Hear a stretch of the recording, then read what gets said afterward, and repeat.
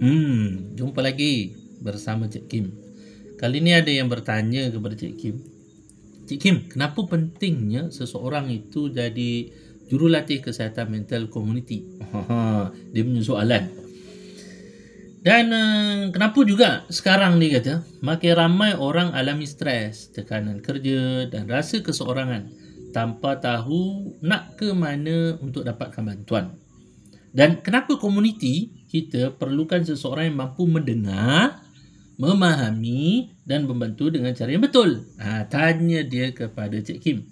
Sebenarnya, tahukah anda bahawa anda boleh membina kerjaya anda dan menambah pendapatan anda secara profesional sebagai jurulatih kesihatan mental komuniti yang diiktiraf di bawah bimbingan Mental Wellness Ecotourism Center Malaysia.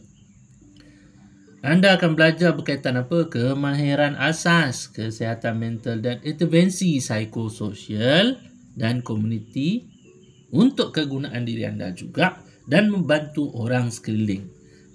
Kerjaya ni sangat sedikit di Malaysia dan ianya di dalam lajur perkhidmatan sokongan kesihatan mental untuk komuniti dan juga di tempat kerja.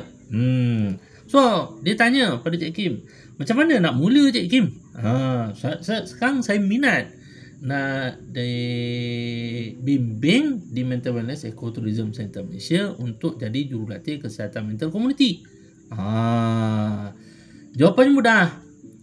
Tak banyak cerita, tanpa sebarang keraguan. Call terus dan berhubung dengan Cik Kim sendiri 0192044036. Jadilah jurulatih kesihatan mental komuniti terlatih di bawah kami. ZAS.